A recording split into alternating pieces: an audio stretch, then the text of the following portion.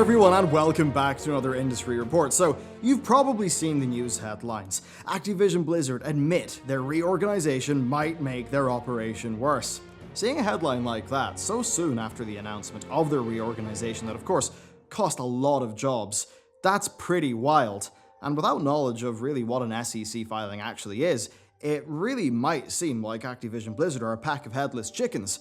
I might start actually labeling videos like this behind the headlines or something like that, because these exist to actually happen after the initial headlines break and to be more educational, with the goal being to give a lot of the needed context that I think helps process the often shocking headlines that we do see. But of course, I absolutely cannot blame anyone for not being super interested in SEC filings. They are monstrously boring things, with this one being an absolute thriller of 307 pages.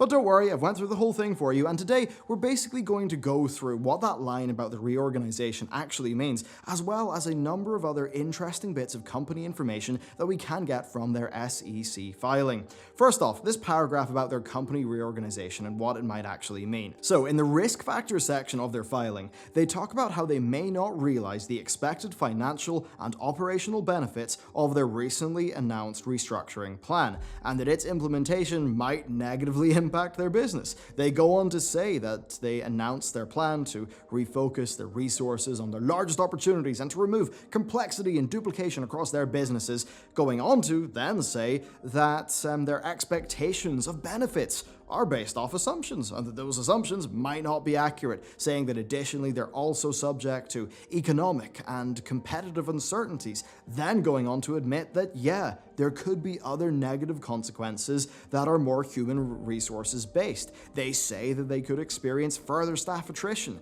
that there could be negative impacts on employee morale and productivity, and that the whole thing might damage their ability to attract skilled talent. Well, the filing's absolutely right, isn't it? All those things seem like reasonable concerns, a lot of things that we agree with. They're all risk factors. The filing also has to be pretty much on the mark, exhaustively talking about their major risk factors. In short, getting this document right helps cover their ass in the future from a legal perspective, should things actually take a turn for the worse. Basically, this document, yeah, it exists to cover their ass from potential problems. Say, if in a while it turns out that their restructure backfires. Now, will it backfire? It's too early to tell. I do hear the morale is very low at Blizzard, with public sentiment towards them definitely taking hits, so yeah, it totally is, it's understandable that this might negatively impact their ability to hire the best people. So basically, this is not a 180, it's just them covering their collective asses in case stuff goes wrong. Now, if we were to use the same logic that I used to get this video clicked on, then the title of this video could just as equally be something like this: Earth-shattering revelation, Activision-Blizzard's impending earthquake, Bobby Kotick versus God. Or something like that, because, you see, it's an SEC filing, and it talks about how their headquarters is near a fault line, and how that means that major earthquakes are actually a major risk factor to their business. So, while it is worth acknowledging that they know their reorganization could backfire, it's also not really something that is a massive bit of news. Now, before we leave this topic, it's also worth saying that they reported having 9,900 full-time employees as of the end of 2018. That's actually slightly higher than we thought, meaning that the job losses actually took out more people than we thought, because of course it's 8% of a number that we now know is a little bit higher. So what about the other risk factors here? Well, they talk about things like greater digital competition and how the importance of retail is still a risk factor. Things like how their business depends on making good quality products and how they might, well, fail to make good quality products. Now, the document does go on to talk about some risk factors that I think many people, myself included, agree with, saying that their business depends on a relatively small number of franchises for a significant amount of their overall revenue. They say that World of Warcraft, Call of Duty, and Candy Crush actually combined account for 58% of overall company revenue and a much higher percentage of their operational income. Now, they expect to continue this, where basically a small number of franchises will account for a disproportionate amount of revenue, and they acknowledge that these products failing to meet their targets could negatively impact the business, and that a declining popularity of those franchises could also negatively impact their business. Now, this is extremely true. If World of Warcraft is down 10% or Call of Duty is down 10%, well, that's a massive hit, because all of their eggs are in a small number of baskets. That's 10% of a large portion of their revenue. Gaming is highly trend-based, of course, and World of Warcraft's like, 14 years old? Call of Duty's like 15, 16 years old? With Destiny being thrown out the window, it's pretty apparent that, well, they haven't been able to find a new mainline franchise that's sort of annualizable. While Overwatch did, pretty darn well, and they mentioned it as a key franchise in prior years, well, we see that with its content production being kind of slow and not having a comparable release, in this year it was not a particularly major factor for them. And that's going to be a challenge for Blizzard, and I have to wonder if it will change Blizzard. Call of Duty has had yearly releases for a very long time. That is the Activision way, as spearheaded by Big Bobby himself.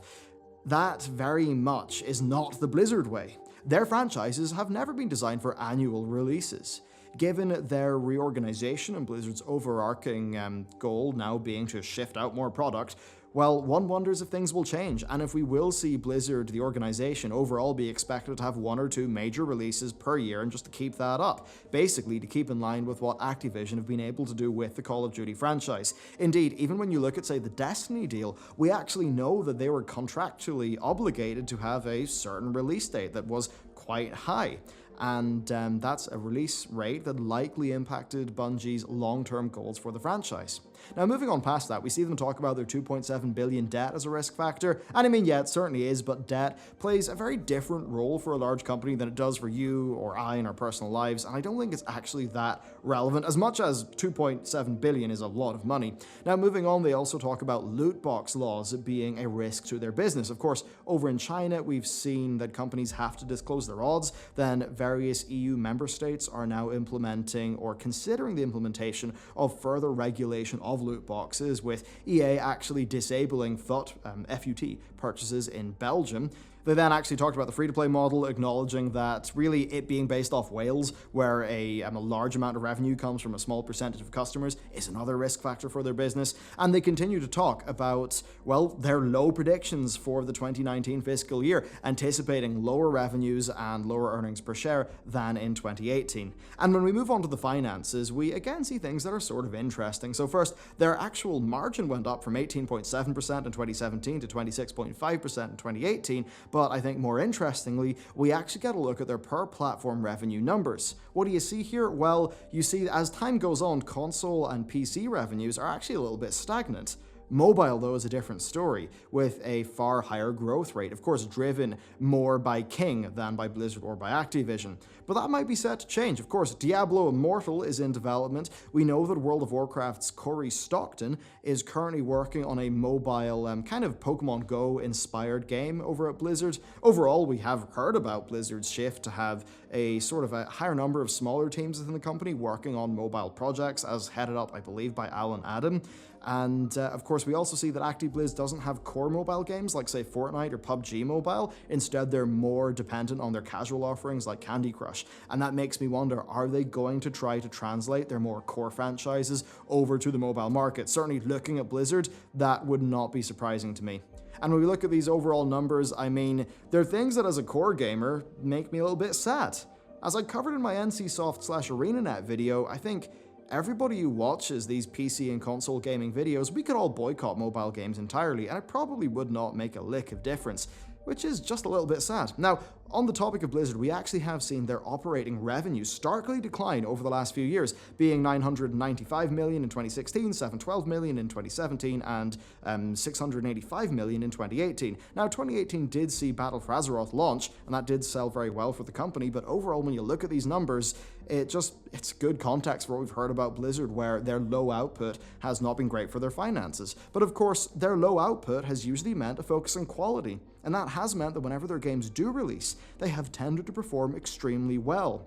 And personally, I do worry that a push for a higher quantity of releases is going to risk that special sauce that for a very long time has made Blizzard a very special organization within gaming. So yeah, there you go. That's a bit of a rundown, I think, of the highlights of their SEC filing. I mean, just the sentence, the highlights of an SEC filing, is a little bit absurd. I mean, it's a dreadfully boring document, but ultimately it does have a lot of those risk factors inside it, and I think without the context of what an SEC filing is supposed to do, and, how, yes, they're talking about the reorg being a big risk factor, in the same breath that they're talking about, yeah, we could be hit by earthquakes.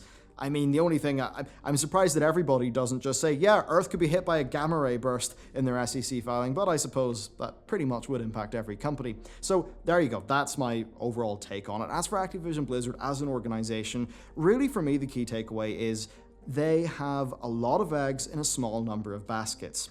We could see something like Call of Duty decrease in popularity. Call of Duty Black Ops 4 launched really, really well, and by all accounts, as a game, it's actually pretty darn brilliant. And Blackout itself is actually pretty great as well. But they really seem to have burnt people with their, frankly, absurd microtransaction system and their season pass. And that makes you wonder, will the next Call of Duty do as well? Because if they see a contraction in that one franchise, it opens up their entire business to a lot of risk. And that really is a major issue for the company. I mean, it almost happened with Call of Duty Infinite Warfare. If that had not have bundled with Modern Warfare Remastered, I think they may have been in a real spot of trouble back then. But of course, Overwatch was still existing at that period of time to kind of get them through it. As for Overwatch, well, yeah, it's pretty clear that Blizzard's content releases have been very slow for that game. To me, it seems pretty obvious that they have something else in the works. I would not be surprised if a PvE-focused Overwatch experience was announced at this BlizzCon, and of course, the BlizzCon this year is also going to almost certainly announce Diablo IV, and we will start to see Blizzard's releases actually existing, just not in 2019, and you know what, probably not in 2020, but I'd say 2021, 2022, 2023, we might actually have yearly major frontline releases from Blizzard Entertainment.